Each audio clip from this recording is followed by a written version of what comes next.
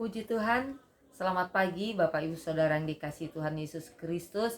Pagi hari ini kembali kita bersyukur kepada Tuhan karena kasih dan kemurahannya kita masih boleh ada sebagaimana kita ada saat pagi hari ini. Mari kita membuka hati kita untuk kita sama-sama berdoa dan kemudian kita sama-sama belajar firman Tuhan. Bapa yang baik, pagi hari ini kembali kami bersyukur buat kasih karunia-Mu di dalam setiap kehidupan kami. Pagi hari ini Tuhan, kembali kami akan sama-sama mengisi hati kami dengan kebenaran firman-Mu sebelum kami melangkah di hari yang baru. Tolong kami ya Tuhan, supaya kami bisa menerima firman Tuhan dengan hati yang terbuka, dan Allah Roh Kudus beri kami kekuatan kemampuan untuk kami mempraktekkan firman-Mu ini. Terima kasih banyak Tuhan, ampuni setiap salah dan dosa kami di dalam nama Tuhan Yesus Kristus. Kami sudah berdoa dan mengucap syukur, haleluya, amin. Pagi hari ini, satu kebenaran firman Tuhan yang saya beri judul, lupakan yang tidak baik. Dan kita akan membaca satu ayat di dalam 2 Raja-Raja 5 ayatnya yang kedua. Demikian firman Tuhan berkata, 2 Raja-Raja 5 ayat 2. Orang Aram pernah keluar bergerombolan dan membawa tertawan seorang anak perempuan dari negeri Israel. Ia menjadi pelayan pada istri Naaman. Amin. Terpisah dari orang tua, dari masa anak-anak adalah pengalaman yang tidak mengenakan dan tentunya satu pengalaman yang tidak pernah diharapkan oleh siapapun juga. Apalagi ketika akhirnya kita harus tinggal dengan orang yang tidak pernah kita kenal sebelumnya. Bahkan lebih lagi ketika kita mengetahui bahwa orang di mana kita tinggal adalah musuh kita, musuh dari bangsa kita. Setiap anak pasti ingin menghabiskan masa anak-anaknya itu dengan hidup di dalam satu keluarga yang utuh, menikmati kasih sayang orang tua dan dapat bermanja kepada orang tua. Seorang anak perempuan dari negeri Israel harus terpisah dari orang tuanya, keluarganya, kaumnya. Ia harus menjadi tawanan bagi bangsa Aram. Tidak menutup kemungkinan ada perlakuan-perlakuan yang tidak baik dari bangsa Aram, dari tuannya yang menawan dia, dialami, diterima oleh anak perempuan dari bangsa Israel ini. Bisa jadi ia hidup di dalam ketakutan, bisa jadi ia hidup di dalam tekanan, di dalam kecemasan, di dalam kepedihan dan hal-hal lain yang tidak pernah dia pikirkan, yang tidak pernah dia inginkan dan yang tidak pernah dia harapkan. Namun demikian, hal-hal pahit, hal-hal yang tidak mengenakan, pengalaman buruk yang ia alami itu tidak membuat dia marah, tidak membuat dia patah semangat, tidak membuat dia benci terhadap tuannya yang sudah menawan dia.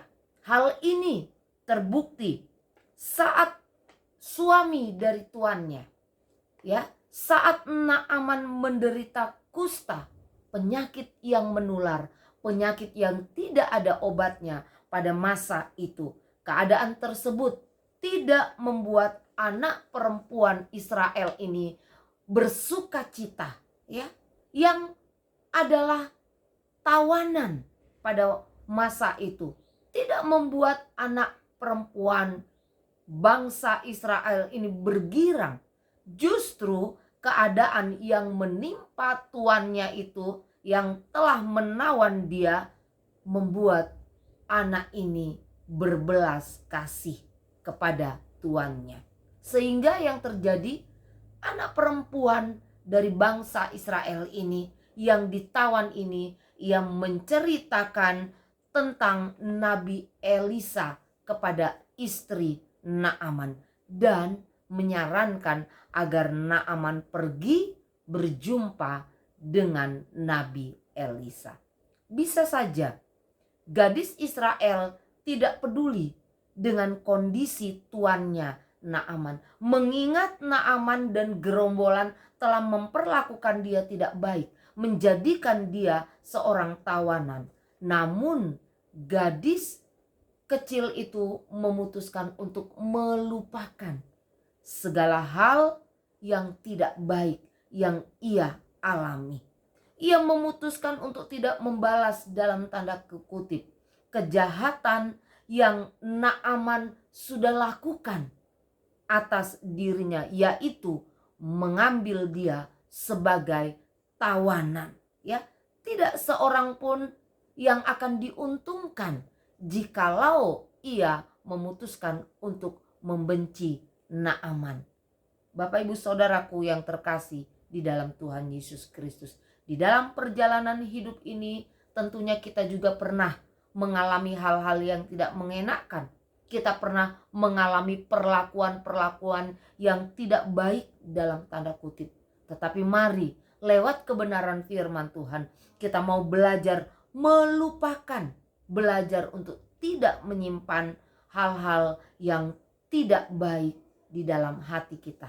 Supaya apa? Supaya ada sukacita di dalam kehidupan kita, ada damai Allah, dan hidup kita bisa menjadi saksi, bisa menjadi berkat sebagaimana gadis yang menjadi pelayan, gadis yang ditawan oleh Naaman dan tentaranya ini. Amin. Puji Tuhan.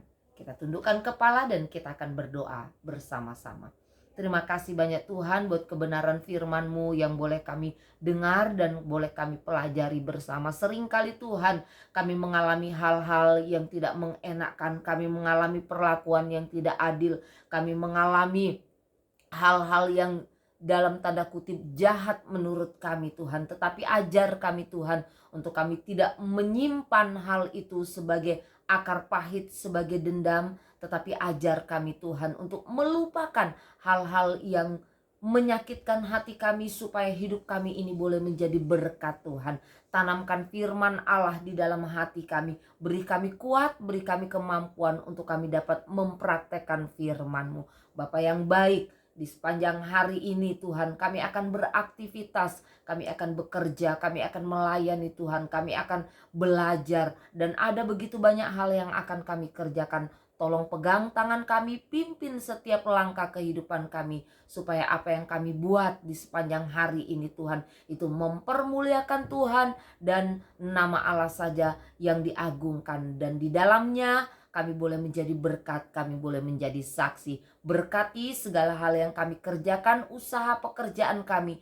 Tuhan berkati pendidikan kami, Tuhan berkati pelayanan kami, Tuhan berkati. Ampuni setiap salah dan dosa kami. Di dalam nama Tuhan Yesus Kristus kami berdoa dan menyerahkan seluruh kehidupan kami ke dalam tangan-Mu. Haleluya.